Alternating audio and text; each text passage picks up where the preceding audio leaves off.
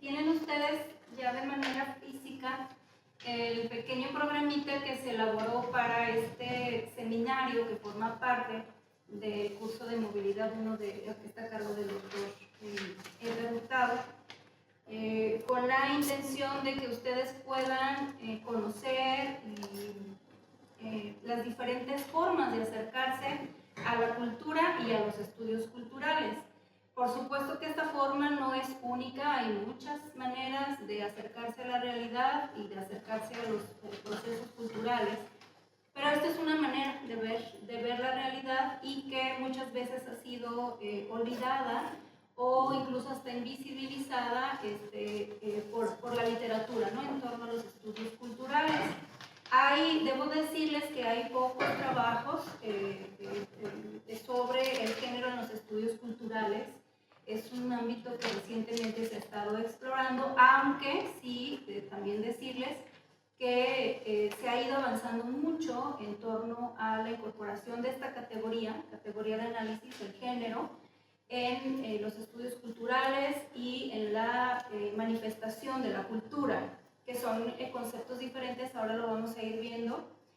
Y como es un tema sumamente amplio, se decidió en conjunto con el doctor Edgar Hurtado solamente verlo desde dos miradas, desde dos fenómenos que están impactando en las dinámicas zacatecanas o locales, que son la violencia social, principalmente la violencia en contra de las mujeres por razón de género, y la migración.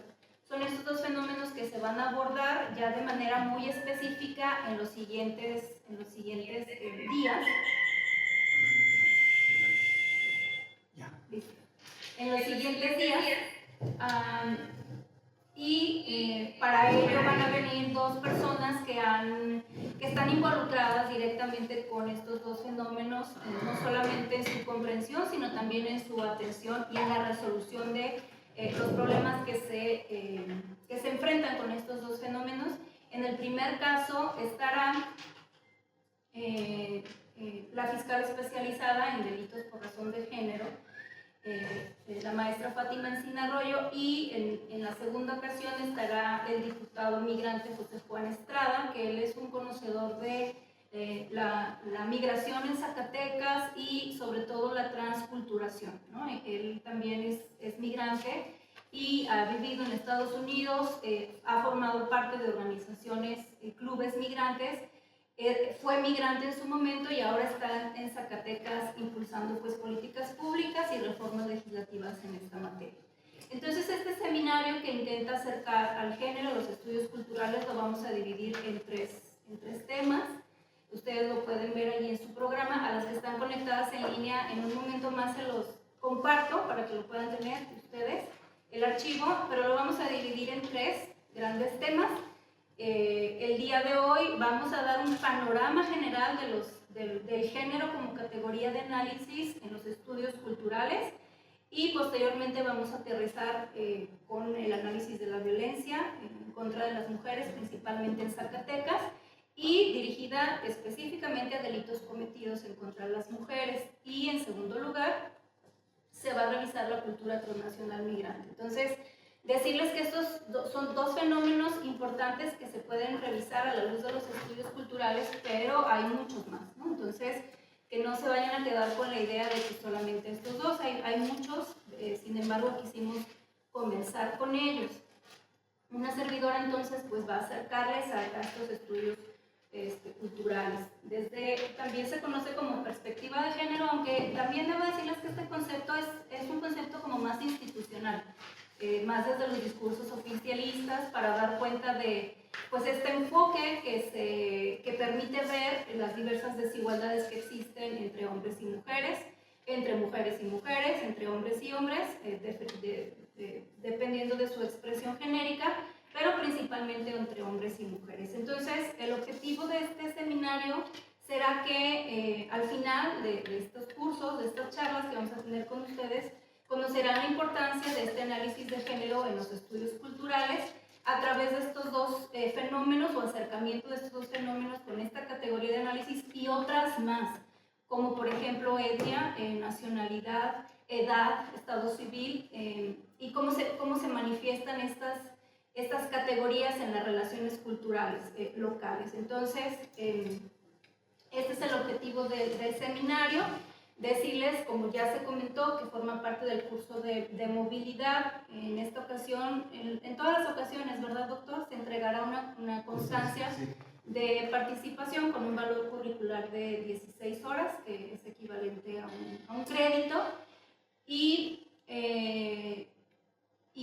volverles a señalar que esto es solamente una forma de acercarse a la realidad. No quiere decir que los resultados de estas investigaciones sean únicos. Puede haber distintos. Esta es solamente una visión o una forma de revisar la realidad, de estudiarla e incluso de describirla. Entonces, sí es muy importante que se tome en cuenta y que además utiliza disciplinas diversas. Entonces hay interdisciplinaridad, multidisciplinaridad y transdisciplinaridad. Entonces, parece sencillo, no lo es tanto, pero bueno, vamos a ir acercándonos poco a poco a ello. Ya se los comenté, la mirada desde la violencia, que forma parte, lamentablemente, de estructuras y de lo que se conoce como violencia cultural, es decir, de factores que están propiciando que se cometan o que se manifiesten diversas violencias en contra de las personas según su condición social y cultural. Entonces, vamos a revisar también rápidamente cómo se manifiestan estas expresiones y cómo la violencia cultural es un caldo de cultivo para que se cometan diversas agresiones en contra de las personas, en este caso en contra de las mujeres por razón de género. Quienes estuvieron en la charla pasada pudimos ver este triángulo de Johan Galtung que explica desde mi punto de vista muy bien cuál es esta estructura de la violencia, es decir, una violencia que sí se ve y una violencia que no se ve, que es la que comúnmente estudian revisan los estudios culturales. Es decir, los estudios culturales no solamente se enfocan en las manifestaciones directas de la violencia, sino que van al estudio de los factores y las causas que están normalizando o naturalizando las violencias, y es allí donde se enfocan los estudios culturales. Y la mirada desde la migración, pues justamente revisa eso, los procesos socioculturales que atraviesan fronteras nacionales y que están relacionados con dos o más sistemas culturales que se desenvuelven en dos o más naciones, pero que empiezan a tomar características propias según la región o según la localidad, y que sigue siendo cultura o, como se conoce actualmente, transculturación. No me voy a detener tanto en ello, vamos a dar este panorama general y voy a tratar de irme rápido porque sí quisiera que pudiéramos dialogar, como se comentó en la mañana, esta expresión o manifestación de las mujeres, movimientos de mujeres y movimientos feministas en torno al 8 de marzo y principalmente esta manifestación o expresión de salir a las calles, alzar la voz y otras manifestaciones que están siendo pues duramente cuestionadas por los distintos mecanismos que se utilizan para que la voz de las mujeres se escuchen, y bueno, que está generando una serie de comentarios, incluso desde mi punto de vista pudiéramos decir que hasta polarización, y también creo que hasta desinformación de lo que está, de las formas como se están manifestando pues los diversos grupos de mujeres y de feministas. Les escuchaba en la mañana con mucha atención y mientras les escuchaba estuve haciendo unas anotaciones sobre los diferentes feminismos que en la actualidad existen. No alcancé a escribirlos todos, alcancé a escribir solo 16, y estos distintos feminismos los podemos ver en las manifestaciones del 8 de marzo, los podemos ver en la vida cotidiana, en las instituciones, en la familia, en las instituciones privadas, empresas privadas. En todos lados podemos ver estas expresiones, corrientes de pensamiento feministas, y creí importante podérselos mencionar a grandes rasgos también para que pudiésemos identificar cómo se materializan esas formas de pensamiento, esas formas de actuar en una marcha del 8 de marzo. A veces parece como muy sencillo ver la manifestación y solamente voltear a ver una sola de esas expresiones, pero no volteamos a ver la complejidad del reclamo por la igualdad de derechos y el acceso a los servicios, ¿no? de las mujeres. Entonces, voy a tratar de irme rápido en el género, en los estudios culturales. No va a ser sencillo, pero sí quisiera detenerme a poder dialogar en torno a ello, que también va a clarificar algunos, creo yo, algunos puntos de cómo nos podemos acercar a la cultura, porque finalmente el feminismo, como un concepto y como un movimiento social, también tiene diferentes significados, diferentes concepciones que se van adquiriendo por el entorno o el contexto cultural en donde se desenvuelven. Entonces también formaría parte de los estudios culturales finalmente. Entonces, dicho esto, a mí me gustaría preguntarle, porque he estado siguiendo sus clases, que ya más o menos han estado acercándose al concepto de cultura. Entonces a mí me gustaría preguntarles ¿qué es la cultura? Y en términos muy generales, porque además sabemos que hay diferentes conceptos de cultura, diferentes nociones de la misma, pero sí es importante que al menos para esta charla podamos conocer o reconocer algunos de sus elementos. Entonces, ¿quién dijo yo? Pues a mí me gustó una de las definiciones, porque sé que hay varias aproximaciones en donde pues es todo lo que pasa en una sociedad, pero no absolutamente todo, sino lo que genera identidad. Ajá, muy bien. ¿Quién más? Mientras me van contestando, voy a bajar la presentación. Permítanme un poquito porque están tratando de acceder y como yo no las veo, pues no puedo darles acceso. Sí, le escucho, ¿eh? Lo escucho. Es algo con lo que se representa a un grupo de personas o a un individuo. Ya puede ser algo material o inmaterial. También, muy bien. ¿Alguien más? Pues no veo que quieran entrar. Pues no, muchachos, no veo que alguien quiera entrar, entonces voy a seguir proyectando. ¿Alguien más? En el grupo hay alguien que quiere entrar. Sí, la veo que quiere entrar, pero aquí en la pantalla no veo la solicitud. No, quieren entrar al otro link. Seguramente quieren entrar al otro link. Bueno, vamos a continuar porque si no aquí nos vamos a tener demasiado.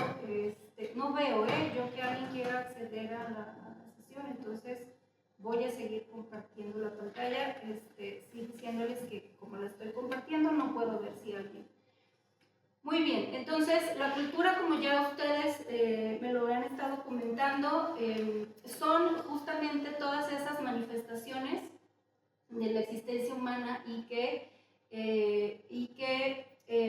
forma parte de un sistema complejo de conocimientos, de saberes, de costumbres, de tradiciones, de valores que caracterizan a un grupo social. Esto es en términos sumamente generales y como resultado tiene la acumulación de experiencias y además adquiere un conjunto de rasgos distintivos que ya lo comentaron, pueden ser materiales, pueden ser inmateriales, intelectuales, afectivos, de muchas maneras. Pero lo que caracteriza a ello es justamente eso, el conjunto de manifestaciones comunes que le dan identidad a un grupo social.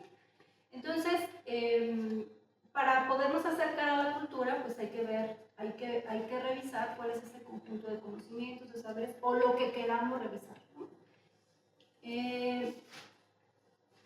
Les puse un listado, según les pude escuchar a sus profesores, de aquellos elementos que pudieran o que pueden conformar la cultura, estos y muchos más, ¿no? Entonces, la cultura está conformada por formas de vida, por lenguaje, por literatura escrita y oral, por música, por comunicación no verbal, que muchas veces es importante revisarla, por sistemas de religión, creencias, ritos, ceremonias, la comida, el vestido, las artes, las costumbres, tradiciones valores, etcétera, etcétera, etcétera. Entonces, pues como ustedes pueden ver, la cultura como este sistema de conocimientos y de saberes, pues es sumamente complejo realizarlo. Y entonces los estudios culturales que hacen, pues se tratan de acercar a una de las partes que conforman esta cultura. Difícilmente se pudiera revisar toda la cultura, o sea, quien lo haga, pues la verdad creo que se enfrentaría a problemáticas importantes, y por eso es ir atajando según el objeto que se quiera estudiar o los sujetos que se quieran estudiar o los símbolos que se quieran estudiar, es ir atajando esto a través de enfoques específicos, ¿no? Es como si ustedes tuvieran un lente y quieren revisar la realidad, suponiendo que esta es toda la realidad o toda la cultura, que está conformada por estos elementos que ustedes ven en pantalla, y entonces lo que hacen los estudios culturales, según la disciplina que ustedes vayan a utilizar o las interdisciplinas, van enfocando su lente. Su lente implicaría las teorías, los conceptos, las categorías que van a utilizar, enfocan su lente a esa parte de la realidad cultural que quieren revisar, ¿no? Ese es un ejemplo, pues, a lo mejor muy sencillo, pero creo que puede ilustrar bien de cómo vamos enfocando como estudiosas y estudiosos de la cultura el elemento que queremos revisar o que queremos explicar. Entonces, para poder revisarlo hay múltiples formas, hay múltiples teorías, múltiples metodologías y disciplinas que nos ayudan a acercarnos a ellos, y una de ellas son los estudios de género, los estudios feministas, que utilizan categorías para acercarnos a esa compleja realidad de una manera y para poderle explicar de una manera. Los estudios feministas, principalmente los estudios feministas que después utilizan esta categoría de género, categoría de análisis, hagan de cuenta que es un lente grande y van enfocando y van haciendo más chiquito el lente para poder ver esta realidad. Y la categoría que utilizan es justamente esto, una categoría de análisis que se llama género, pero también otras categorías que pueden explicar la realidad, como son la raza, la clase social, la etnia, la nacionalidad y otras que se pueden ir cruzando para ver esta realidad que queremos explicar. Y principalmente lo que hace esta categoría, ahora lo vamos a ver con más detalle, principalmente lo que hace esta categoría es revisar en esas relaciones sociales y culturales en dónde están las desigualdades, principalmente entre hombres y mujeres, cómo se expresan en esa cultura, u otras desigualdades, la desigualdad social, que se puede traducir también en discriminación, exclusión, subordinación a determinado grupo de mujeres, a determinado grupo de hombres, y van explicando por qué en ese contexto cultural hay esas desigualdades. Entonces, piensen que cuando se va a estudiar la cultura hay diferentes enfoques, y el que vamos a explicar ahora es el enfoque de género, perspectiva de género, que se utiliza más en los estudios, más en los discursos oficialistas, pero es eso, es enfocar nuestra mirada hacia un fenómeno en específico, ¿no? Y ese enfoque, el que nos delimita una visión y otra, es decir, nuestro lente está también limitado para que no nos vayamos hacia un lado o hacia el otro, es justamente el que se revisen las desigualdades entre hombres y mujeres o en las relaciones humanas. Entonces, digamos que ese es nuestro parámetro principal. Se los digo esto porque muchas veces se considera que el género como categoría de análisis solo hace alusión al estudio de lo femenino o de las mujeres, y no necesariamente es así. No necesariamente sí. Digamos que en un primer nivel sí, revisa qué es lo que está sucediendo en las relaciones sociales y culturales con las mujeres, pero género no es sinónimo de mujeres. Género es una categoría de análisis, insisto, y subrayo que revisa las relaciones sociales, culturales o de otra naturaleza en donde hay desigualdades. ¿Cuáles desigualdades? Subordinación, opresión, violencia, etc. Entonces, es importante comentárselos, y ustedes lo van a escuchar casi en toda esta presentación. También decirles que la cultura es un derecho humano, también ya lo vieron con el doctor Edgar.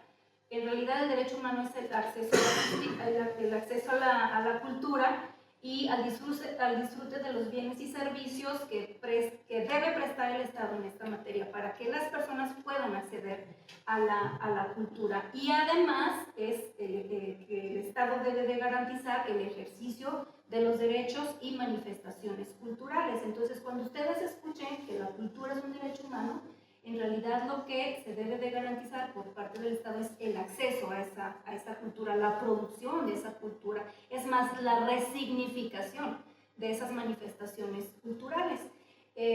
Ustedes también ya lo vieron en la clase del doctor Edgar, hay diversa normativa que establece este derecho humano, de normativa internacional hasta la nacional, y está plasmada ya en nuestra Constitución Política de los Estados Mexicanos en una reciente reforma. También no es un derecho humano que se haya reconocido desde, digamos, en las primeras reconocimientos de garantías individuales y después de derechos humanos, sino que se ha avanzado poco a poco para su reconocimiento. Y después de estar en la Constitución tienen que generarse leyes generales y también locales que nos digan qué es la cultura y cuáles son esas manifestaciones culturales, pero sobre todo cuáles son los derechos humanos que están relacionados con la cultura. Ahorita lo vamos a ver rápidamente. La manifestación cultural, que es un concepto que se debe de revisar cuando se estudia la cultura como derecho humano, es justamente esto, ¿no? La que ustedes pueden ver en pantalla, que son los elementos materiales e inmateriales. Ya lo comentaba Jorge. ¿Te llamas, verdad, contigo? No, bueno, dijo usted. Bueno, se llama Jorge, pero dijo usted. Ah, tú eres Jorge y tú eres Ángel. Ángel, que dijo Ángel, ¿no? Son esos elementos materiales e inmateriales, pretéritos y actuales inherentes a la historia, como el arte, las tradiciones, las prácticas y conocimientos que identifican a un grupo social o a un pueblo o a una comunidad, ¿no? No se los voy a leer todo, ustedes la tienen ahí en pantalla y también está proyectado, pero esa es la manifestación, es decir, el acto que materializa todo aquello que consideramos, creemos o conocemos que es una cultura. Entonces, la manifestación cultural puede realizarse de muchísimas maneras, ¿sí? Lo que hace el género es revisar cómo esas manifestaciones culturales, no todas, algunas, pudieran producir desigualdad o discriminación o violencia. Eso es lo que hace el género. Y también revisa cómo esas manifestaciones culturales afectan más a unas personas que a otras, a unas mujeres más que a otras. Por ejemplo, en la actualidad, los estudios culturales han estado acercándose a cómo algunos contextos culturales y algunas manifestaciones de ello afectan a las mujeres indígenas, ¿no? Principalmente en estados del sur, en donde las prácticas culturales y manifestaciones culturales ahora se considera y se sabe que son violatorios a los derechos humanos. Por ejemplo, la venta o, bueno, el intercambio de niñas en algunas comunidades indígenas, el intercambio de niñas para que ahora se conoce como matrimonio forzado, pero antes no se conocía así, para que se casen, ¿no? con una persona adulta. Entonces, esta es una manifestación cultural de una creencia o de un conocimiento que se fue estableciendo a través de los años y a través de las diversas experiencias culturales, y que en este momento, en la actualidad, esa manifestación cultural ahora implica una violación a los derechos humanos.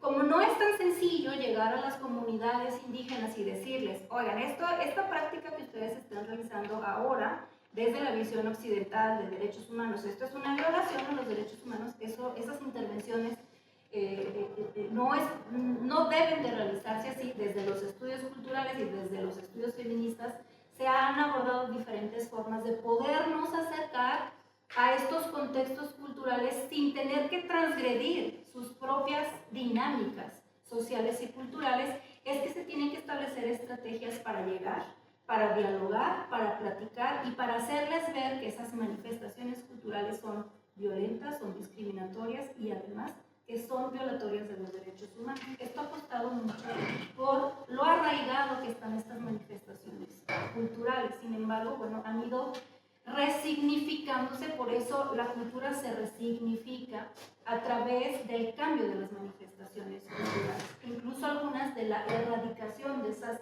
manifestaciones culturales. Esto es en torno, por ejemplo, a la violencia y a la discriminación, en torno a esta práctica o a esta manifestación cultural, que es el intercambio de niñas, que cada vez sucede menos, pero todavía sucede, y todavía se justifica y todavía se normaliza, al menos en estas comunidades. En el 2000, no me acuerdo en qué año fue, no sé si ustedes lo tengan presente, creo que fue en el 2015, un poco más acercados hacia acá, 2017 o 20, no sé. Hubo un caso muy conocido a través de medios de comunicación y redes sociales de una niña, no sé si tendría 13 o 14 años, que se escapa de su esposo, o de la casa donde vivía con su esposo, se escapa y es detenida por autoridades locales indígenas, y ahorita no recuerdo cómo se llaman esas autoridades, pero de comunidades indígenas, creo que fue en Guerrero, y o si me pueden ayudar ahí a buscarlo en internet, el caso, bueno, el tema es que ella se escapa, la detienen las autoridades, el esposo va y hace de conocimiento a las autoridades, la detienen, la encarcelan, y entonces sus hermanitas, que también eran menores de edad, van y tratan de defenderla, de ayudarla para que la dejen salir de la cárcel en donde estaba, y también son detenidas, porque para ese contexto cultural no era posible que la niña que había sido intercambiada, no me acuerdo por qué fue intercambiada, no me acuerdo si fue por dinero o si fue por algunas vacas, no me acuerdo, la verdad, pero fue intercambiada, ya no era posible que ella pudiera salirse de la condición en donde estaba. Entonces, para poder intervenir las autoridades no indígenas, no municipales, sino las autoridades estatales y organismos nacionales e internacionales, tuvo que haber una intervención con la comunidad para hacerles ver que esa práctica del intercambio es violatorio de los derechos humanos. O sea, no fue solamente ir y sacar a esta niña de la cárcel por esta manifestación cultural que además estaba justificada por algunos discursos institucionalizados en ese contexto, sino que se tuvo que dialogar con la comunidad porque ellos y ellas estaban acostumbrados a verlo, lo creían natural. Entonces, la intervención no solamente fue legal, sino que fue social para tratar de hacerles ver que esas prácticas no eran violatorias a los derechos de las niñas. Al final las niñas sí fueron liberadas, no solamente de la prisión en donde estaban, sino también de este contexto, ¿no?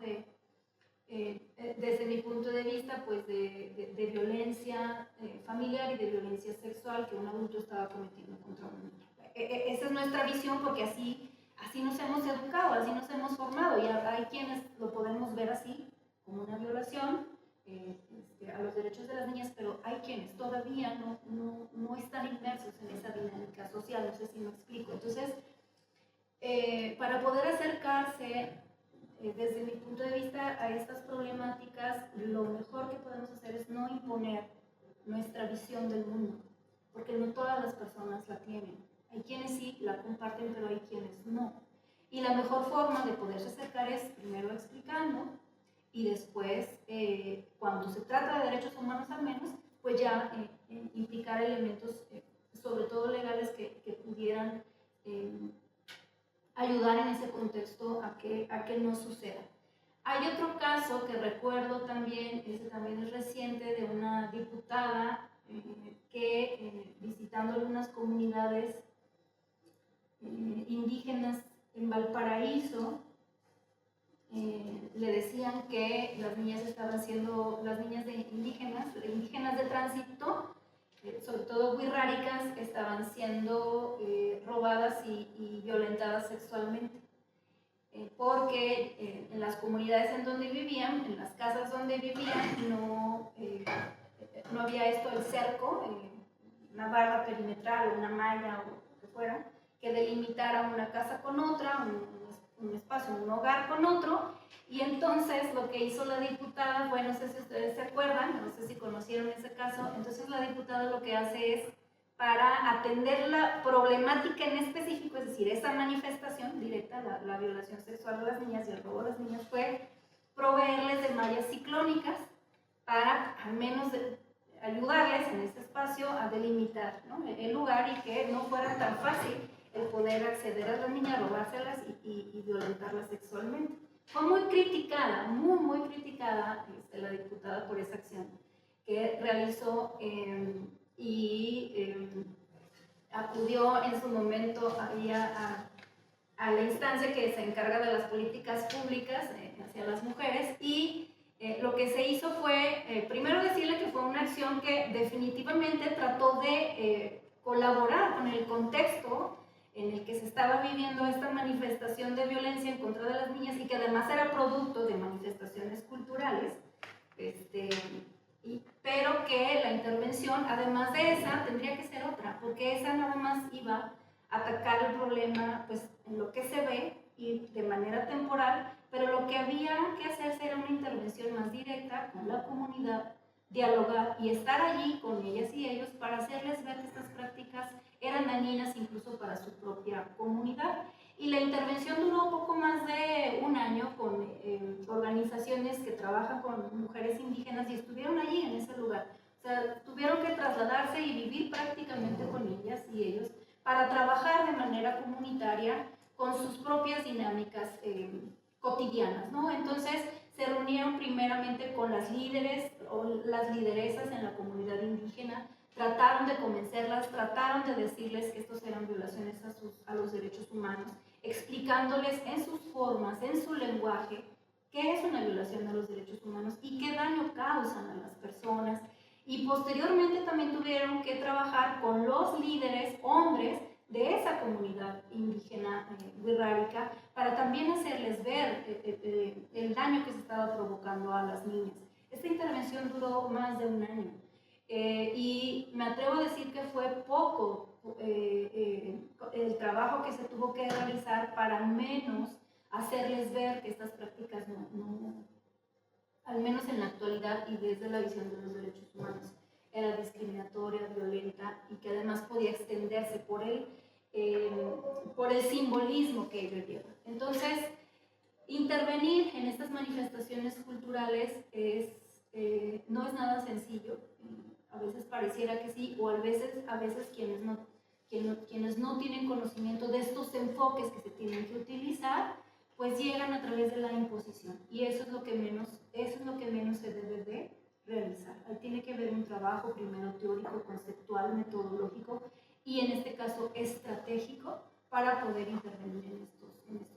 Solamente se los pongo como ejemplo para que ustedes puedan saber que la categoría de género y otras más en las manifestaciones culturales son complicadas, porque además, como estás viendo una problemática real, cotidiana, otra de las grandes cuestiones que tiene al menos los estudios feministas, no todos los de género, pero sí los feministas, es que si estás viendo una situación de desigualdad, estás obligada a activarte para poder revertir o cambiar esta situación, ¿no? Porque el feminismo no solamente es una o varias corrientes de pensamiento o significaciones, sino que también es un movimiento social que activa o que se acciona para tratar de cambiar esa realidad. Entonces, desde allá, decirles que esto del género en los estudios culturales implica no solamente la revisión o el estudio del fenómeno, sino también la acción para tratar de cambiar la realidad sin ninguna imposición. Algunos de los derechos culturales que pueden revisarse también con esta categoría de manera cruzada son estos que ustedes ven en pantalla, no se los voy a leer, pero estos son los derechos culturales que están reconocidos a nivel internacional y nacional. Yo no sé si ya lo vieron en la clase todavía, bueno, no me voy a adelantar, pero estos son algunos de los derechos culturales que ya están reconocidos y cada uno por sí requiere un análisis específico para justamente generar esta cultura de derechos humanos orientada al ámbito cultural y ya están delimitados por la normativa. Entonces, el Estado tiene la obligación de garantizar al menos estos en materia de acceso a la cultura. Cada uno de ellos, si se quisiera estudiar cómo se ejerce en nuestras relaciones sociales y culturales locales.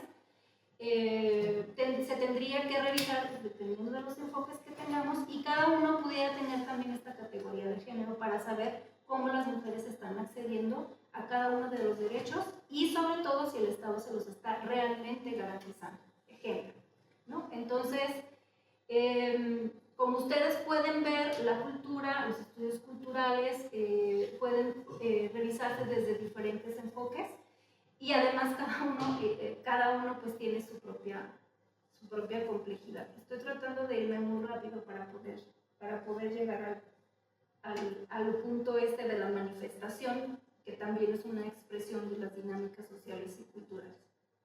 Entonces, como les decía, la propia normativa que ya reconoce el derecho al acceso a la cultura, que ya reconoce qué son las manifestaciones culturales y además ya reconoce y enumera cuáles son estos derechos culturales, nos dice además que el ejercicio de estos derechos culturales y su garantía deben de verse a la luz de estas condiciones que ustedes ven ahí. Es decir, no todas las personas podemos acceder a estos derechos si pertenecemos a una etnia, si pertenecemos a una nacionalidad, a un estado civil, al género, ¿no? Por ejemplo, ahora las mujeres transgénero están viéndose limitadas en el acceso a algunos derechos culturales, ¿no? por la forma en la que ellas se identifican en la sociedad o en la cultura y ellas cómo se expresan. Ha habido mucho rechazo en torno a ello. Entonces, además la ley nos obliga a ver que al menos en el tratamiento de los derechos humanos tendremos que tomar en consideración todas estas condiciones sociales y culturales. Por lo que ustedes pueden ver, no es nada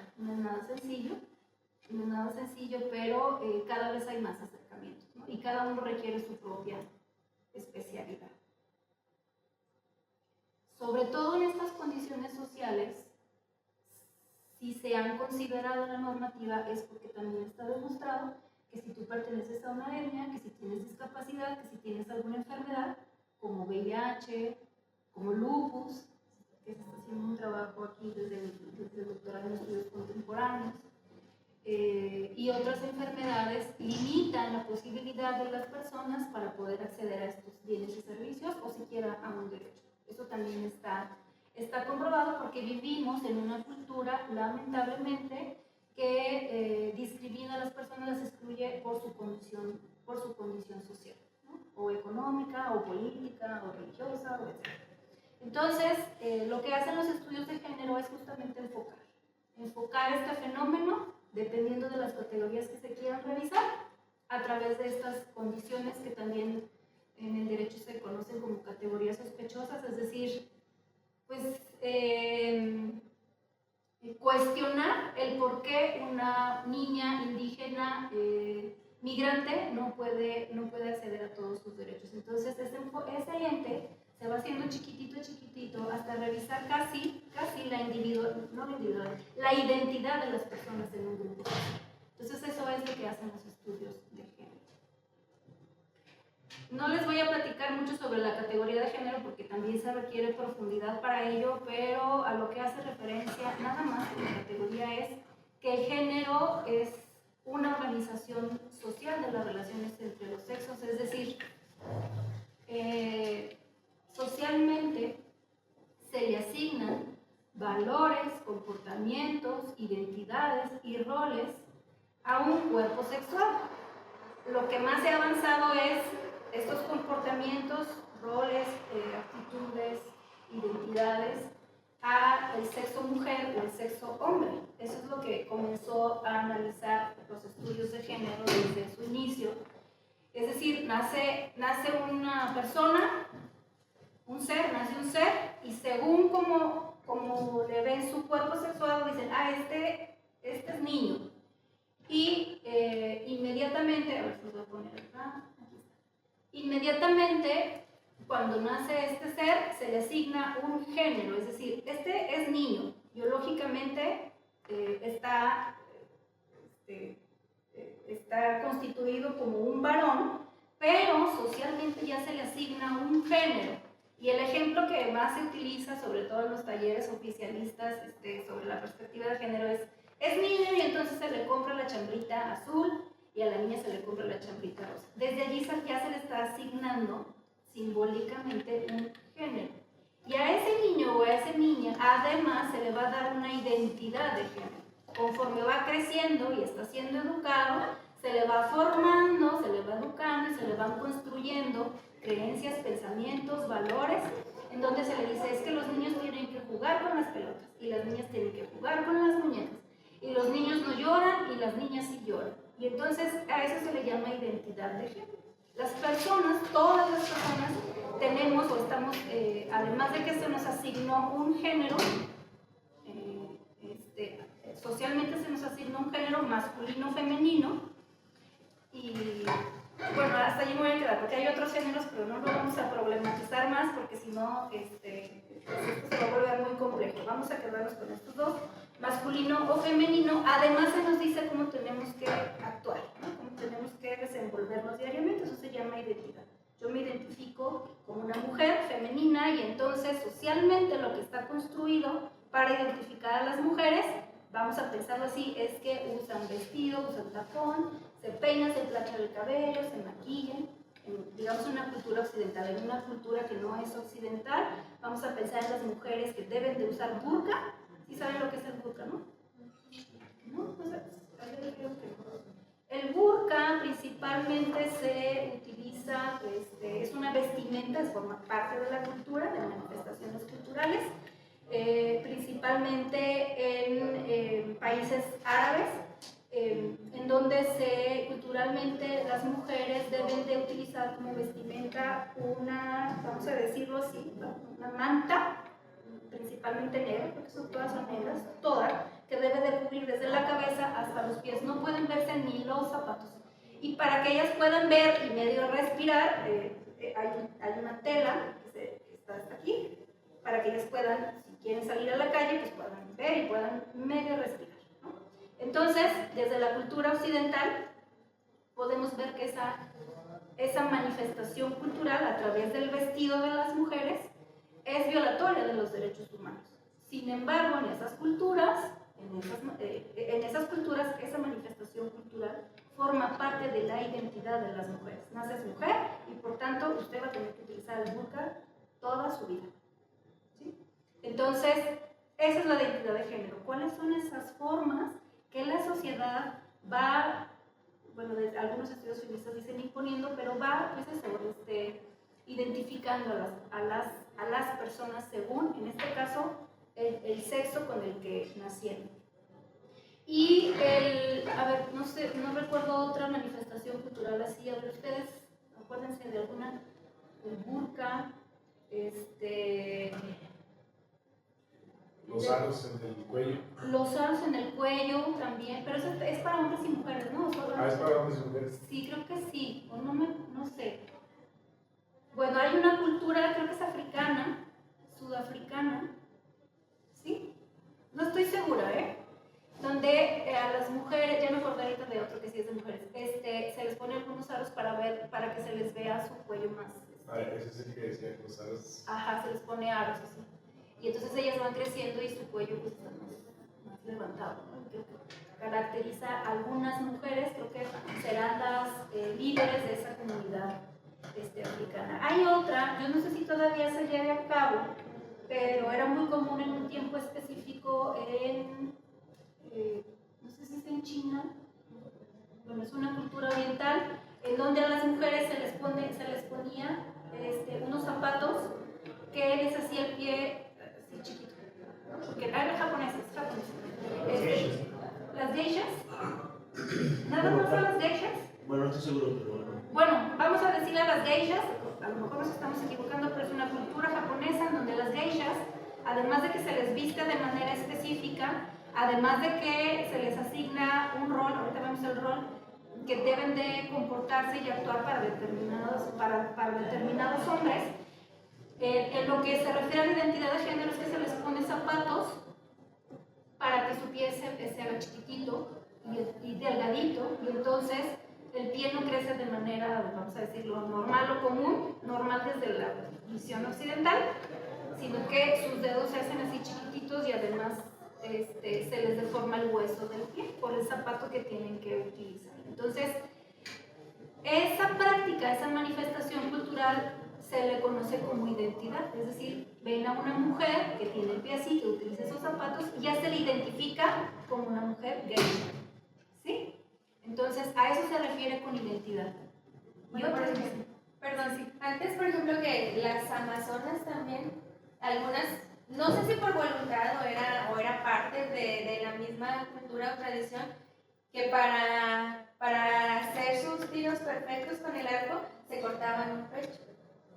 Eso también pudiera ser una manifestación cultural que desde la luz de los estudios de género, desde esta categoría de género, revisaría la identidad de esas mujeres, cómo están siendo construidas y cómo ellas ya se identifican. Tú acabas de mencionar algo muy importante, puede ser voluntario o no, o sea, la cultura no necesariamente es impuesta, te lo crees porque en ese contexto vives, y si en ese contexto se desenvuelven las mujeres, pues obviamente que muchos defenderán el uso del burka o el uso de estos zapatos que modifican el pie, o de cercenarse un seno, o por ejemplo la mutilación genital femenina, que también en muchas culturas lo que hacen es a temprana edad de las niñas cortar el clítoris para que ellas no tengan placer cuando van a tener relaciones sexuales. Y esta es una práctica o una manifestación de un contexto cultural, que a la vista, sobre todo de las culturas occidentales, pues es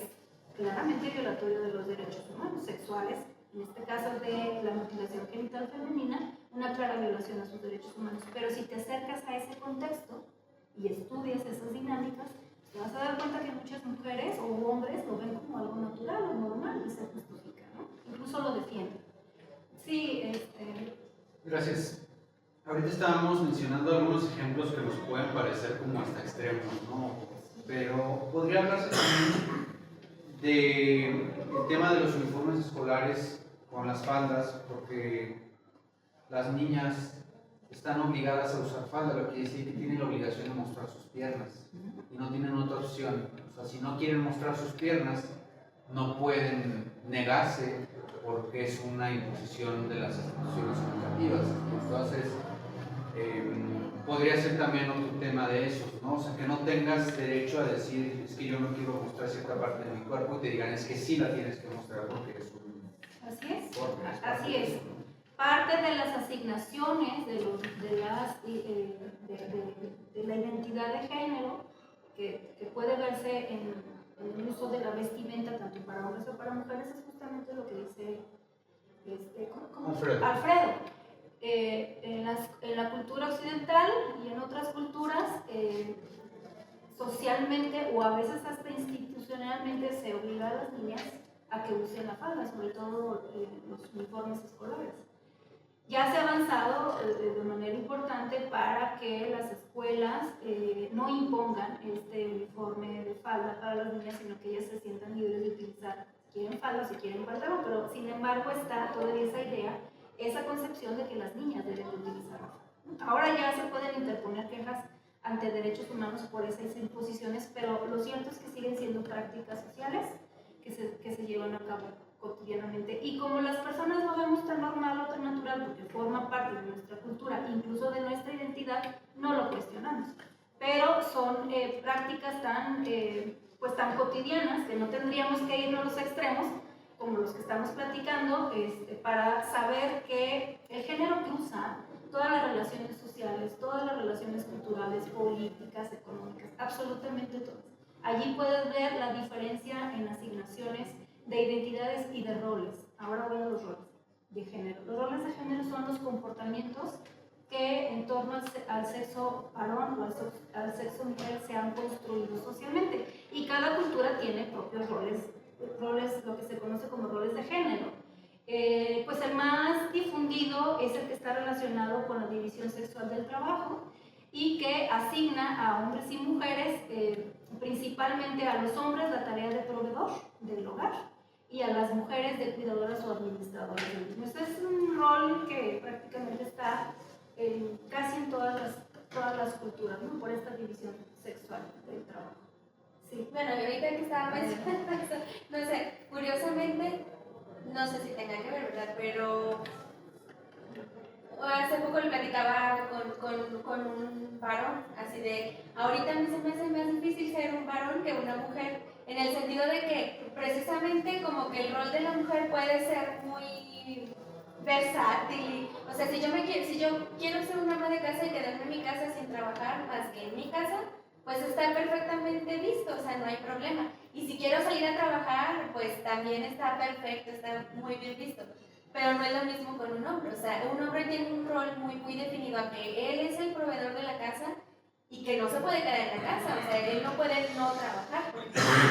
O incluso en la misma relación sexual, o sea, así como que sería muy... y la mujer. Ajá, sería demasiado evidente, ¿no? Con un hombre. Sí, o sea, los roles sexuales, los roles de género son aquellos comportamientos asignados a tu asignación biológica, sexo mujer o sexo hombre o varón. Entonces puede haber muchos. Y los estudios de género o el género como categoría de análisis no solamente revisaría esta perjuicio contra las mujeres o en torno a las mujeres, sino también a los hombres. Cómo ese rol asignado a los varones ha hecho que muchos que están rompiendo justamente con esa división sexual del trabajo y que ahora ellos quieren dedicarse al cuidado del hogar o a la preparación de los alimentos o al cuidado de los hijos, son señalados socialmente, principalmente, ¿cómo les dicen? Ustedes deben de saber. Mandilones. O mantenidos, peor mantenidos.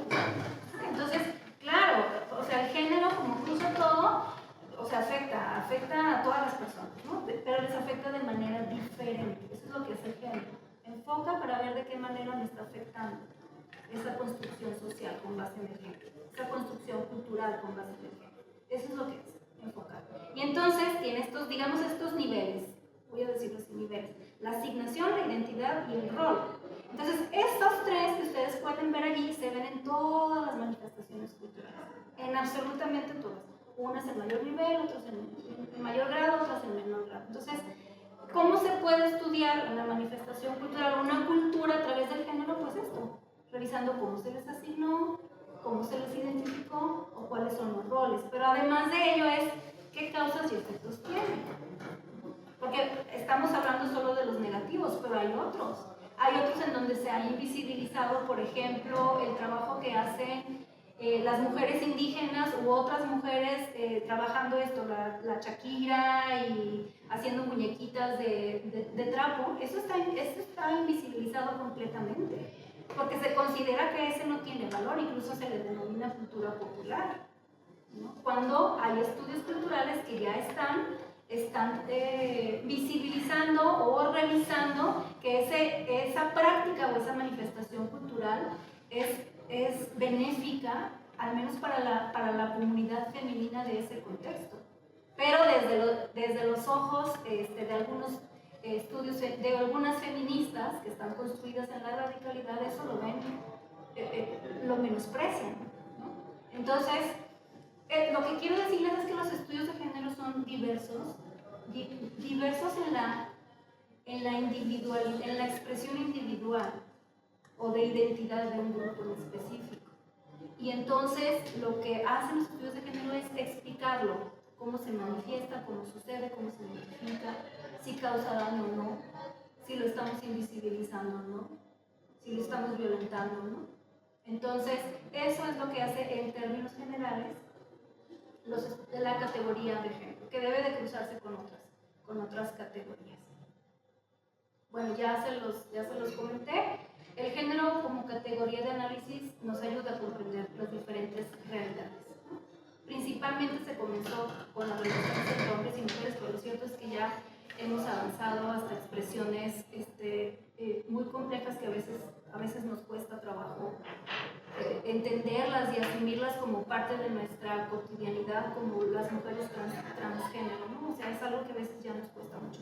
Si son mujeres o no son mujeres o qué son. Entonces, bueno, hasta allá hemos avanzado mucho más. Ayer estaba viendo una expresión, una manifestación, y no me acuerdo en qué país fue, en donde determinados hombres, sí, principalmente eran hombres, se identificaban como perros y entonces ladraban y que... Entonces, bueno, pues hasta ya estamos avanzando. Nos puede costar trabajo entenderlo, pero forma parte de las manifestaciones, de las relaciones sociales y de la forma en cómo las personas se están identificando. Ahora recordé a otra persona en Canadá que es un hombre mayor, no sé cuántos años tenga, voy a ponerle 50. Bueno, es un hombre que nació hombre, se le asignó en el principio cuando él nació, se le asignó el género de masculino. Sin embargo, él, en cuanto va creciendo, no se identifica como hombre y le dice a la sociedad: yo no soy un hombre, yo soy una niña de 7 años, y entonces quiere que se le identifique como una niña de 7 años.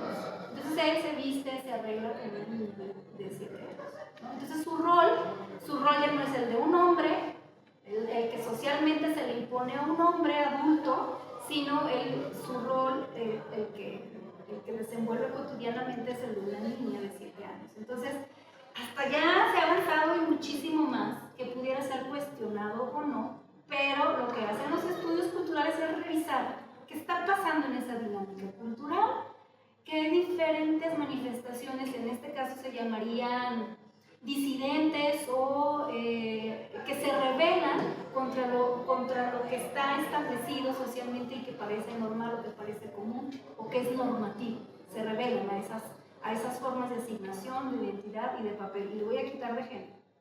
Entonces, esas manifestaciones forman parte de las expresiones culturales o relaciones sociales. Sí. Sí, bueno, yo tengo una pregunta que se me ocurrió ahorita, del ánimo de complejizar más. Sí, de complejizar más, pero ¿hasta qué punto, por ejemplo, ya en el asunto del varón, del ejemplo que nos pone de que se identifica como una niña de 7 años, o los hombres que se identifican con hombres, ¿hasta qué punto puede ser un trastorno psicológico, mental, o hasta qué punto no lo es simplemente y es una identidad distinta que nos cuesta, dado nuestro entorno social, pues entenderlo, pero, o sea, ¿habría algún límite o no existe? O... No lo sé, yo no sabría decirle. Obviamente hay acercamientos a estas identidades genéricas que se revisan a la luz de la psicología feminista o psiquiatría feminista, pero lo cierto es que está demostrado que no es así, o sea, no es ningún trastorno, simplemente socialmente te identificas pues con esta forma de ser, con ser eso. No quiero decirlo porque a lo mejor voy a estigmatizar, porque a mí misma me cuesta trabajo. Entonces, cuando nos cuesta trabajo porque no forma parte de nuestros saberes, de nuestros conocimientos, de nuestras prácticas comunes, entonces pues cuesta trabajo entenderlo, pero para esa persona no lo es así. Entonces, no lo sé si es un trastorno, tendría que revisarse en la individualidad, pero lo cierto es que no es una sola persona, sino que las personas en diferentes contextos ya empiezan a manifestarse con identidades, voy a decirlo así, disidentes, o sea, que no forman parte de la normativa social o cultural impuesta. Y hay muchos referentes. Las mujeres mushes en Oaxaca están más reconocidas porque han trabajado para su reconocimiento y ahora las podemos ver, pues sí, en una comunidad donde se identifica de esa manera, pero estoy segura que en un inicio pues eran sumamente cuestionadas y quizás hasta se les decía pues es que tienen algún trastorno psicológico o mental o biológico, y lo cierto es que no es así. Socialmente se identifican más en la forma como ellas se caracterizan, ¿no? Y así infinidad de... Les voy a poner un ejemplo también ya de estos que cuesta mucho trabajo entenderlo. Yo no lo justificaría de ninguna manera, pero los estudios de género y los estudios, sobre todo los cruzados con la comunidad LGBT y lo que se conoce como teoría queer, sí. No, ahorita que... La teoría queer, otra vez ya me estoy yendo, es que esto da para platicar mucho, pero creo que con los ejemplos pudiéramos pues dar cuenta pues, que el género en los estudios culturales pueden revisar pues, un montón de cosas, ¿no? Se ha avanzado, voy a decirlo así, y en algunos grupos que forman parte de la comunidad LGBT y y que han estado impulsando el reconocimiento de sus derechos a la orientación sexual y a la identidad sexual, para que ahora no se discrimine a las personas, a las mujeres que les gustan las mujeres, a los hombres que les gustan los hombres, y a otras manifestaciones de orientación e identidad. Se ha llegado incluso a que algunos grupos de personas reclamen el derecho a tener relaciones con niñas y niños. O sea, quieren que se les identifique como tal, que son un grupo importante. Entonces, hasta allá ha llegado esta manifestación de las identidades de género, identidad sexual o de identidad de género, hasta allá ha llegado. Entonces, también deben de existir, desde mi punto de vista, porque además soy yo abogada, entonces esta parte cuadrada y formativa en los derechos, pues a veces no me permiten ver otras dinámicas, pero lo cierto es que desde mi punto de vista estas expresiones, aunque sucedan en la realidad, porque suceden, no deberían de estar reconocidas en la normativa como un derecho. ¿Por qué? Porque violentan a otras personas, y en este caso a menores de edad, ¿no? Entonces, pero lo que quiero decir es que hasta allá se puede llegar en las manifestaciones sociales y que además pudieran convertirse en manifestaciones culturales. Y eso es lo que también se tendría que revisar desde los estudios, ¿no? Sí, bueno, sí. O sea, también hasta hablando de límites, ¿no? O sea, por ejemplo, yo conozco el caso ahora de que está muy de moda, bueno, no de moda, se están manifestando las infancias trans.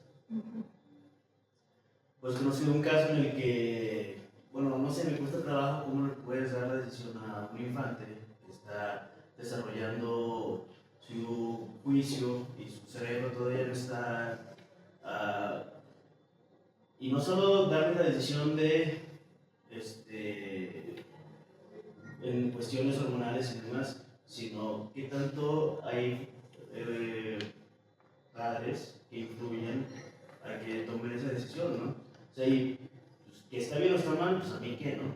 Pero lo que voy es que, pues las influencias que se pueden tener, o sea, y esta permisividad, o sea, como, no sé, no solo me cuesta trabajo entenderlo, me parece honestamente, personalmente, ridículo que un hombre maduro se identifique con alguien de 7 años, ni biológicamente, ni, o sea, por donde le vean, ¿no? O sea, aunque sea una expresión cultural, perdón, creo que hay manifestaciones que tienen que rechazarse abierta. Quizá una manifestación cultural no lo sea, pero sí es una manifestación de su identidad de género, de su identidad de género y de edad. Se convertiría en una manifestación cultural si forma parte ya de un conjunto de pensamientos y creencias que conforman una identidad de un grupo social. Ahí sí, entonces, pero esa identidad puede revisarse a la luz de los contextos culturales. ¿Qué está pasando en esa cultura? Voy a decirlo así, a lo mejor está muy mal, pero es muy permisiva, es muy laxa. O sea, ¿qué está pasando en eso? Hay mucha evolución en las identidades, que ahora se reconoce todo. ¿Qué está pasando? Por ejemplo, y por último también el tema que decía, ¿no? De estos adultos que quieren que se les conozcan en relaciones con infantes. Tengo entendido que por lo regular son países nórdicos, países europeos, que pues bueno, tienen su vida resuelta, ¿no?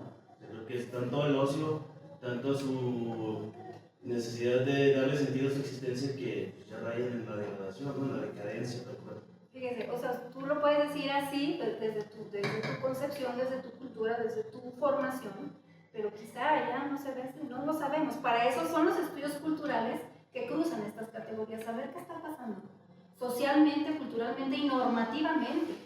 Entonces, los estudios culturales nos acercan a esos fenómenos o a esas formas de convivencia, algunas manifestaciones culturales, algunas no, pero como lo explica a través de la categoría de género y tratamos de eliminar pues todas estas concepciones que ya forman parte de nuestra cultura. Creo que tú comentabas en la mañana, ¿cómo nos alejamos del objeto de estudio? Porque está impresa nuestra subjetividad, necesariamente.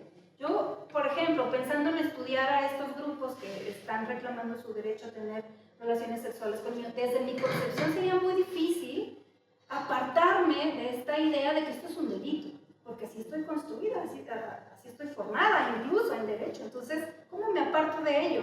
tendría que alejarme para revisar esas dinámicas sin estigmatizarlas, porque si no, cuando se trata de estudios o de análisis, pues necesariamente va a estar impreso eso y no voy a poder ver la realidad pues como está sucediendo, no voy a poder explicarla como está sucediendo, porque ya hay una preconcepción de que eso no está bien, no está mal, o es Pues que por definición, ¿no? O sea, hay una desigualdad más que...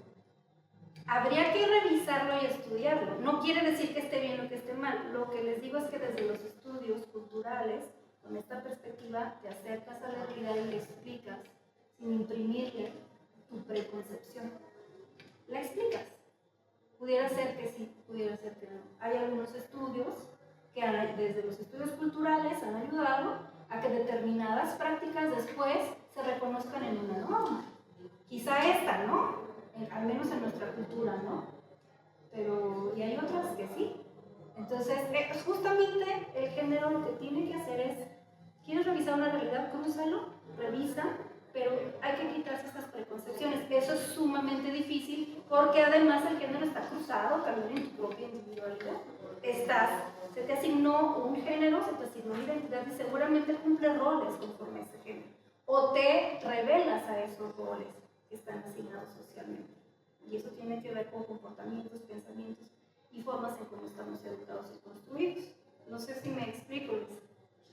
Sí, o sea, cuesta mucho trabajo. Y ahorita ya voy a aterrizar a la manifestación porque justamente es eso lo que nos hace opinar y decir sobre esta manifestación y muchas veces no conocemos las formas en cómo están organizadas o manifestándose. Sí, adelante.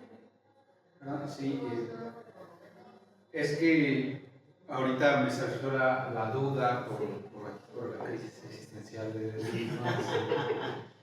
que pareciera que entonces si nosotros como estudiantes de la cultura hacemos un análisis objetivo de los adultos que quieren que se les conozca este derecho pareciera que pudiéramos por ser objetivos estar a favor de eso.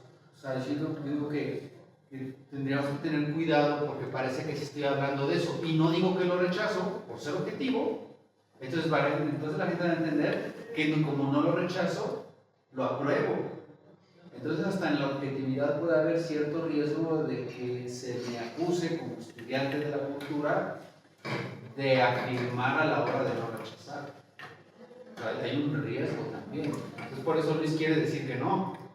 ¿Qué tal si nomás dice que ahí está y no dice que no? Entonces van a decir, entonces estás a favor y tú también quieres que no. O sea, hay un riesgo en ser objetivos, a veces nos está ocurriendo. Yo ni tocaría el tema para no meterme en problemas. Sí, o sea, de entrada, pues, si no es de tu interés, no lo estudies porque estás reconociendo que tienes determinados límites. Pero hay quien sí lo haría. Ahorita estoy tratando de acordarme de un trabajo. Híjole, bueno, no me voy a acordar y a lo mejor les voy a mentir, de un trabajo acerca de la pederastia, la pedofilia y la pederastia. No sé si fue en Aguascalientes, a lo mejor les voy a mentir, pero la idea general es esta. Estudió la diferencia entre la pedofilia y la pederastia en un contexto específico, voy a mentir, en una escuela o en una comunidad, no me acuerdo bien. Entonces, este estudio mostraba, no fue desde los estudios culturales, mostraba, creo que fue desde psicología, desde la disciplina de la psicología. Decía ella, es que hay una diferencia entre ser pederasta y ser pedófilo, entonces pues a los pederastas no hay que estigmatizarlos tanto porque ellos no han materializado su deseo o su orientación sexual hacia los niños. No hay que estigmatizarlos porque ellos, bueno, son así, son pederastas, les gustan los niños, pero no lo han materializado. En cambio, los pedófilos sí, son pederastas y ya lo materializaron y ya cometieron ese delito. Y entonces ella trató de explicar en su trabajo de investigación esta diferencia y todo. Fue muy atacada no solamente en la comunidad donde presentó su tesis o su investigación, porque justamente quienes estaban escuchando decían que tú estás justificando a los dos, a los pederastas y peor a los pedófilos, ¿no? Entonces, bueno, son los riesgos de la investigación, pero, o sea, no tendrían por qué ser limitante. Si tú quieres estudiar un fenómeno, no tendría por qué ser limitante el que normativamente sea permisivo o no. De hecho, muchos avances, ahora sí decirlo, en todas las investigaciones que cruzan el género, pues a veces revisan más lo que no está permitido, lo que no está en la normativa, porque explican muchos fenómenos. Claro, tú imprimirás allí, pues es que miren, todos los trabajos que está impresa la subjetividad, absolutamente todos, o sea, es muy difícil que un trabajo de investigación no lleve impresa tu propia construcción como persona en el mundo. Entonces se imprimirá allí desde el momento hasta que eliges un tema. Está allí tu subjetividad, porque eliges ese y no otro, ¿no? Entonces, Sí, también está ese riesgo. pues es que alguien lo puede Usted ver también como quiere riesgo y avanzar. alguien no. Ajá. Entonces, los estudios de género se han diversificado tanto justamente por este tema de las identidades. Entonces, que desde empezar a hacer un análisis entre la relación de hombres y mujeres, no sé qué, esto ya creció porque permitió que las categorías y las formas de ver el mundo fueran eso, muy amplias y muy diversas. Y bueno, ya, yo nada más me quería quedar en relaciones entre hombres y mujeres, porque lo demás es sumamente complejo, o sea, una charla no daría para poderlo explicar. Sí, Luis. No, ya lo último, o sea, es que me parece un poco, no sé si contradictorio, pero que por ejemplo en las comunidades indígenas en México se trate de letrar para disuadir de ciertas prácticas y desde la justificación de la investigación, pues veamos como posibles objetos de estudio prácticas que justamente se tratan de disuadir, ¿no? También eso ha sido muy cuestionado desde los estudios de género, pero tú acabas de decirlo. Hubo estudios que revisaron estas prácticas culturales, estas manifestaciones culturales indígenas del intercambio de niñas, y no por eso es que estuvieran a favor de ello. Incluso esos estudios, esas investigaciones sirvieron para que después desde las instituciones y desde las autoridades dijeran que esas prácticas culturales, esas manifestaciones culturales eran violatorias a los derechos humanos. Pero desde la investigación lo que se hizo fue: esto está sucediendo en Guerrero, en Oaxaca, en Chiapas. Aunque no lo crean, eso está sucediendo. Miren, aquí hay análisis de las comunidades A, B y C y está sucediendo esto. Y las investigadoras o los investigadores no se pronunciaron en contra o a favor, sino que fueron con las autoridades a decir: esto pasa. Esto pasa, tú, desde tu responsabilidad institucional, tienes que regular para que esas prácticas no sucedan porque son violatorias. Entonces, la investigación nos sirve para eso, para explicar, conocer, dar a conocer fenómenos en nuestras relaciones sociales, y posteriormente puede haber acción o no en torno a ese estudio, ¿sí? Entonces, este estudio de los pederastas y de los pedófilos, no sé para qué pudiera servir, pero quizás sí tenga una finalidad. Entonces, lo revisas. ¿Por qué? Porque está sucediendo. Es que el hecho de que no lo revises por lo que tú quieras no quiere decir que no suceda, ¿sí?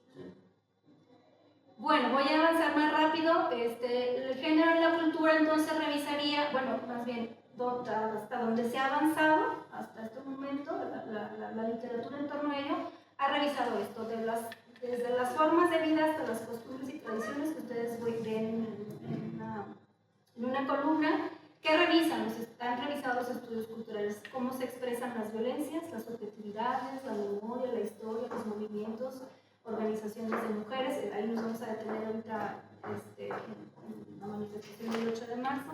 Las prácticas culturales, bueno, esto que ven en el otro lado. Han revisado los estudios culturales con perspectiva de género en torno a esta otra cosa. Hasta ahí han llegado estos avances. Por supuesto que puede haber más, pero hasta allí vamos.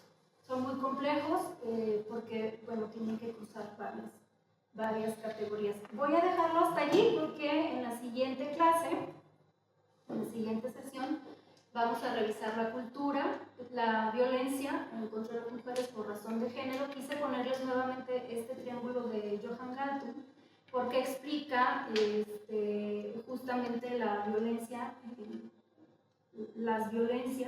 las manifestaciones de violencias en nuestra realidad. Y como ustedes pueden ver, ahí en ese triángulo hay violencias visibles que se conocen como las violencias directas, es decir,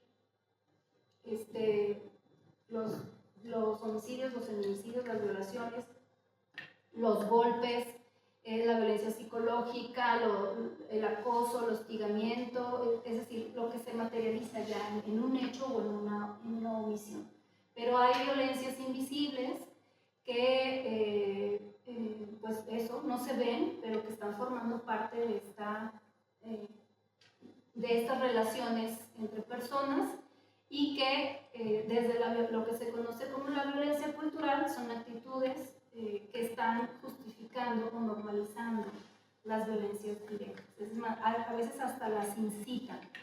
¿Sí? Y la violencia estructural, que es más compleja que la cultural, pues son todas estas estructuras que las están sosteniendo todo el tiempo. Ahora con la manifestación del 8 de marzo espero poder explicar este triángulo de Johann Galtung, porque ahí se vieron violencias directas, pero que además forman parte de estos factores que la legitiman, que incluso la están incitando, pero hay una violencia estructural que también la está sosteniendo y que pues no las vemos. O sea, lo que vemos es lo directo. Y hay otras que están allí. Los estudios culturales, con la perspectiva de género que hace, revisan principalmente la violencia cultural. ¿Cuáles son esos factores que están justificando, legitimando o incitando a que se cometan violencias directas? ¿Sí? Eso en la próxima sesión se podrá tener más claridad, pues con la experiencia que tiene la fiscal en atención a los delitos en contra de las mujeres y las diversas expresiones de las mismas, incluso las atenciones que se ven limitadas justo por la violencia estructural. Es decir, para poder atender las violencias hay un sistema que a veces no te lo permite hacer, atenderlo, ni prevenirlo, ni sancionarlo, porque está una institución o un sistema que no te lo está permitiendo realizar. ¿Sí? Entonces, hasta allí voy a quedarme, había traído otra, no nada más hasta aquí, para poder detenerme un poco en la manifestación y rápido para irnos, que ya casi nos dan la una. ¿Alguien tiene algún comentario, sugerencia, pregunta, crítica, etcétera, etcétera, etcétera? ¿Por favor? Yo, es entonces que la perspectiva o los estudios de género son peligrosos para los derechos humanos. Si reconocen todo como manifestación cultural, estudian todo, aún lo de las niñas, lo de los niños, o lo de asumirse como perro, etc. Si de lo que se trata ahí es de estudiar socioculturalmente esos eventos, entonces bien corres el riesgo de decir que te estás legitimando ese tipo de... Y luego, en el Estado de Derecho hay esas actitudes, varias de ellas que simplemente son delitos, porque atentan contra la dignidad humana, porque atentan contra la cohesión social, porque atentan contra la identidad de los pueblos, comunidades, son delitos. Y luego, tanto en un caso como otro, finalmente lo que se impone es la visión occidental, la cultura dominante. Entonces, el riesgo de estudiar todo sin juzgarlo, así un solo para juzgarlo, el riesgo de estudiar todo y encontrar que simplemente es algo que pasa, es que puedas estar legitimando o ayudando a legitimar actitudes que atentan contra la dignidad de las personas. Ese es un riesgo. Entonces, ahí, en lo que escucho, no hay límites para los estudios de género. Todo lo que vaya apareciendo, todo puede ser estudiado, pero entonces en el Estado de Derecho dirías, pero sin financiamiento. O sea, Bueno, sí. O sea, lo que va a pasar es que esos temas debían de estudiarse como violentos, como delitos, como ha sucedido siempre. Y bueno, el género debía de tener, como todos los estudios, algunos límites, y entre otros está, para todos los demás también, lo de los derechos humanos. Sí, pues me meten en un aprieto, doctor, porque, o sea, yo coincido, pues, pienso yo, ha habido varios foros, yo no he acudido, pero ha habido varios foros, sobre todo desde los estudios feministas, en donde se revisa esto, que la categoría de género fue tan Permisivo. pues no sé si es permisiva, porque el concepto como tal, la construcción de la categoría como tal, pues no puede ser permisiva, no, simplemente fue tan amplia como para explicar pues, la realidad, las diversas realidades. Entonces, Claro, en un inicio, pues, las teóricas feministas no pensaron que esto se iba a ir hasta donde estamos en este momento. Lo cierto es que no es así, pero esa categoría ha servido para eso, porque como atravesó eso, y no solamente asignaciones, identidades, sino roles, pues abrió la posibilidad de los estudios de las relaciones sociales y culturales. Entonces ahí hay un debate importantísimo que es muy difícil alcanzar. O sea, eso ya tendría que ser a nivel casi filosófico, incluso ético, ¿no? Pero lo cierto es que eso está, y bueno, está revisando realidades. Claro, hay un compromiso, lo acaban de decir ustedes, como investigador, investigadora, hasta dónde tú vas a revisar. Voy a poner otro ejemplo. Hay análisis, bueno, de las comunidades indígenas, pero por ejemplo hay estudios sobre el aborto en México, ¿no? Que muestran que diariamente existen estas prácticas. ¿Quién las está realizando? Pues las mujeres que no tienen acceso a irse a clínicas privadas para poder pagar la interrupción del embarazo. Y eso está sucediendo en México. Y esos estudios y aunque es un delito en la mayoría de los estados, entonces eso está sucediendo, y los estudios de género, los feministas u otros más sociológicos, antropológicos, están demostrando que eso sucede y que está afectando a las mujeres que económicamente no son tan privilegiadas como otras, o que está afectando a las mujeres que vivieron alguna condición de violencia que nunca se vio. Entonces esos estudios pues también están revisando una conducta que socialmente y jurídicamente es un delito, está condenado, pero es una práctica social que sucede y que está provocando otras problemáticas. Entonces, pues es que hasta allá es tan amplio que, bueno, hay quienes estudiarán eso, la pedofilia, la pederastia y la expresión esta de los perros, o de otras más, hay otras más. Y no los digo porque como estoy en línea, quién sabe Dios a quién te estará diciendo, pero es que hay otras más. O sea, de verdad, muy, muy complejas. Pero bueno, ya hasta allí, cada uno como investigador e investigadora tendrá sus propios límites.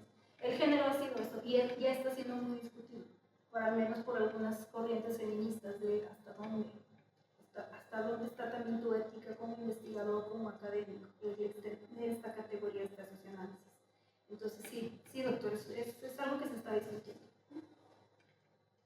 Ah, sí, Luis. No, que aterrizándolo justo con lo de la manifestación, o sea, sí entiendo, a lo mejor creo que me cuesta trabajo posicionarme como en esta visión de científico social que, pues justamente, no todo fenómeno, pero lo que voy, o sea, y a lo mejor sí estoy hablando, no, estoy seguro que estoy hablando de mi privilegio y todo, pero justamente que los estudios de género que reivindican una causa tan legítima y con verdad histórica como Alfredo, de violencia sistémica contra las mujeres, etcétera, de repente un individuo que se cree perro utiliza esas herramientas o ese discurso que se construyó a raíz de eso, se me parece hasta una burla por el feminismo actual, ¿no? Sí.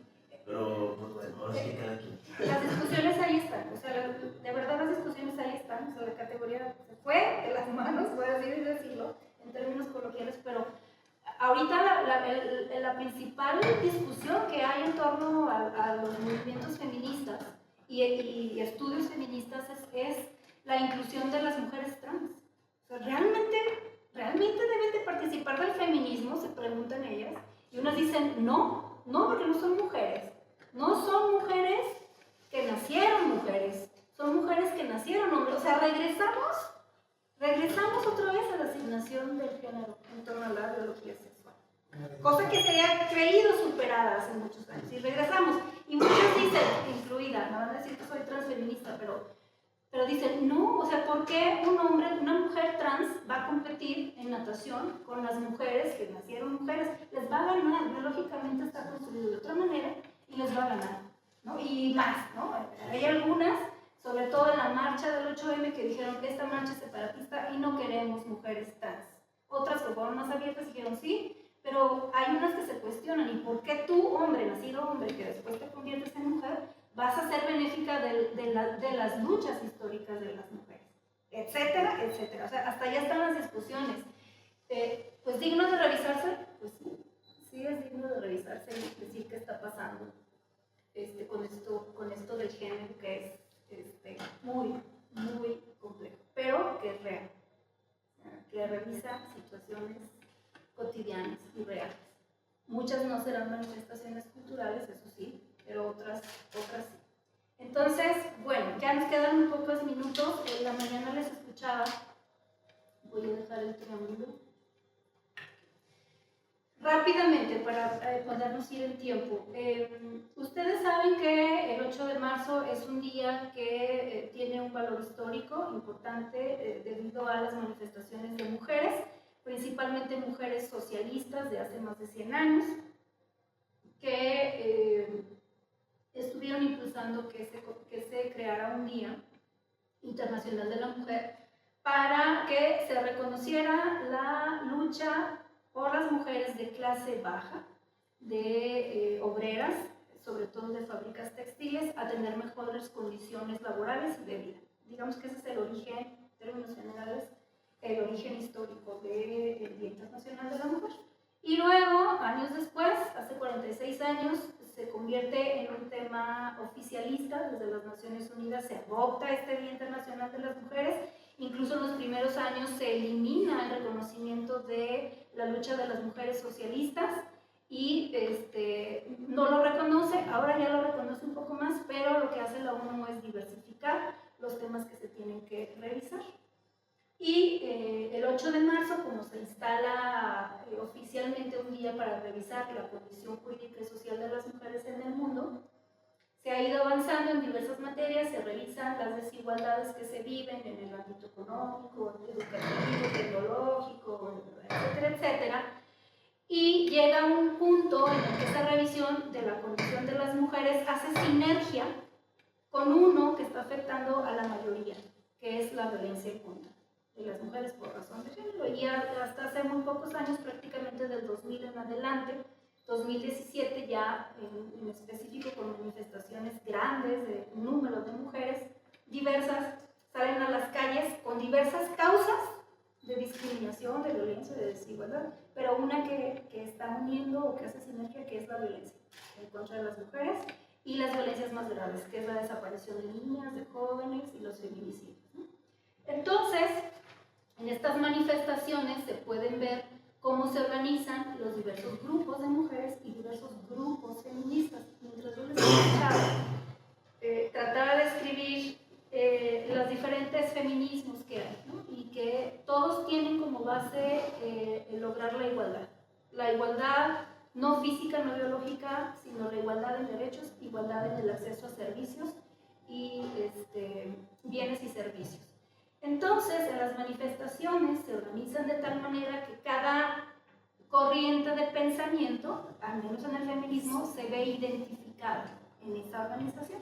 No sé si ustedes han visto en algunos flyers que publican en el 8 de marzo cómo se organizan las colectivas, ¿no? Hay colectivas de madres, de mujeres desaparecidas, hay colectivos de madres jefas de familia, algunas que trabajan a favor de la igualdad en el ámbito político, y dentro de ellas, dentro de esas organizaciones que hay, están las que se autodenominan las anarquistas o de bloque negro. Entonces, sus formas de expresarse y de manifestarse son diversas dependiendo de la corriente del pensamiento que les da vida o que creen en ello. Entonces, fíjense, hay el feminismo liberal. El feminismo liberal es el que trabaja por la igualdad, asumiendo que hay un sistema capitalista, que hay un sistema neoliberal, y dentro de ese sistema capitalista se trabaja por lograr la igualdad. Normalmente son las que se conocen como las feministas institucionales, ¿no? Que desde las entrañas del sistema capitalista, del sistema patriarcal institucionalizado, trabajan, ¿no? para modificar la condición de las mujeres hacia el lugar. El feminismo radical, que de allí se desprenden otras expresiones, que lo que hace es cuestionar principalmente el sistema patriarcal y quiere arrancarlo de raíz. Y de allí se desprenden otras corrientes, principalmente el feminismo marxista, que pugna por la lucha de clases y la liberación de las mujeres en esta lucha de clases, el feminismo socialista, y hay un feminismo que se llama anarquista, que retoma las prácticas del anarquismo y que ha ido adoptándose en esta corriente que se denomina anarquista. Dentro de este feminismo anarquista hay algunas mujeres que se han organizado como bloque negro, que retoma estas prácticas del anarquismo que no son propias del feminismo, sino de otras expresiones de pensamiento o de ideologías que empezaban a desarrollarse en 1980 y que utilizan estrategias para derrumbar, para acabar con lo que la compañera era esta niña, la que nos leyó el manifiesto de las mujeres. ¿Cómo se llama? Noel. En el manifiesto decía que ellas eran anticapitalistas y antiestado, ¿no? Entonces, esta estrategia anarquista que se introduce en las manifestaciones feministas utilizan estas formas de expresión en contra del Estado y en contra del capitalismo, que muchas personas pudiéramos considerarlo violento, pudiéramos considerarlo vandalismo, pero desde su postura lo ven como una forma legítima e incluso legal de manifestarse en contra del Estado. Luis en la mañana lo escuchaba y decía que hacía referencia al término de iconoclasia. Recientemente, desde estas estrategias anarquistas que ahora forman parte de la manifestación del 8M, han defendido que la iconoclasia feminista no es vandalismo y que incluso es legal, porque desde su postura ideológica, derrumbar al Estado implica destruir hasta las estructuras, o monumentos o instituciones que representan al Estado. Y entonces, bueno, pues los resultados que ustedes vieron antes, ¿no? Eso desde la visión o corrientes de pensamiento estas, ¿no? Hay muchas corrientes de pensamiento feministas, liberal, marxista, social, anarquista, ecofeminista, cultural, o sea, hay grandes corrientes de pensamiento, y las estudiosas del feminismo, cuando vas a estudiar un fenómeno también tienes que situarte, tienes que decir, lo voy a revisar desde el feminismo liberal o lo voy a revisar desde el feminismo marxista, porque tienes que utilizar categorías y tienes que utilizar conceptos que desde tu subjetividad o de tu formación quieres explicar el fenómeno. Entonces, también es importante que ustedes lo conozcan, porque lo que sucedió el 8 de marzo fue la expresión de diversas formas de pensamiento feminista y diversas formas de organización de las mujeres. Aquellas que no coincidían con las colectivas, ni siquiera se fueron con ellas, se fueron en otros bloques casi al final, ¿no? Entonces también hay que ver esas otras expresiones de las mujeres que no coinciden con las formas de manifestarse de algunos grupos específicos. No lo platico de forma para justificarlo, sino para poder entender el fenómeno de la manifestación del 8 de marzo, que cada vez va creciendo de manera particular, y sé que muchas no están de acuerdo conmigo, de manera particular no coincido con esas formas de manifestarse del bloque negro que retoman estrategias anarquistas, porque desde mi punto de vista están generando más violencia. Y desde mi punto de vista la violencia no pudiera combatirse con más violencia, porque esto se va a convertir en algo que difícilmente vamos a poder revertir. Y otra cuestión que desde mi punto de vista está sucediendo, si trato un poquito de alejarme de ello, es que las mujeres, sobre todo las más jóvenes, las de universidades, no sé de qué manera esa estrategia está permeando entre las universidades, que no se les explica esto que bueno, forma parte de quizá el árbol académico, y quizá ellas sí lo pudieran conocer, pero las jóvenes no. Y entonces se les está invitando a participar de estos bloques o de estas manifestaciones sin entender el origen que les da, la ideología que las justifica, y ellas ya no tienen esa concepción. Entonces, muchas de ellas, no digo que todas, pero muchas de ellas piensan que ir a la manifestación del 8 de marzo es ir a destruir paredes y los monumentos. Entonces, se está corriendo un riesgo, igual que lo que sucedió con la categoría de género ha sido tan amplio y que no ha sido informado debidamente, y no ha sido informado debidamente porque hay estructuras que además están encargadas de estigmatizar estas formas de expresión, o sea, los medios de comunicación y las propias instituciones se han estado encargando de ello, entonces la información no permea de esa manera, y al menos a mí me preocupa esta situación porque he escuchado muchas jóvenes que su motivación y su causa para manifestarse el 8 de marzo ha sido destruir cosas o ir a evidenciar algo. Y yo creo que no tendría que ser esta la causa. La causa, hay muchas, ¿no? La principal es esa que les digo, es lograr la igualdad en el ámbito doméstico. Entonces, eso es preocupante, pero no, aunque sea preocupante y podamos estar de acuerdo o no en las manifestaciones, lo cierto es que está sucediendo, lo cierto es que hay que revisarlo. Si ustedes quieren desde lo académico, pues explicarlo, cómo se está manifestando, y esa explicación no tendría por qué justificar o no, tendría que orientarse a proponer formas de manifestaciones más, desde mi punto de vista, más pacíficas y menos violentas. Hasta el momento eso es lo que ha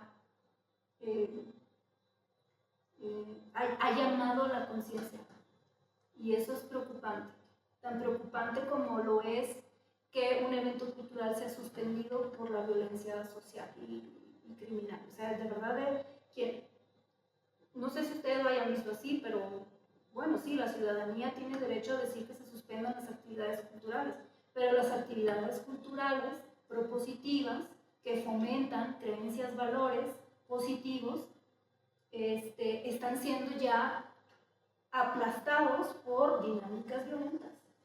Y entonces, ¿qué es lo que está permeando en la realidad? La violencia cultural. Entonces, ¿hasta qué punto se va a permitir que la violencia siga pues superando todas las prácticas que sí nos ayudan a construir cultura de paz o de derechos humanos o de lo que ustedes quieran que sea igualitario o respetuoso?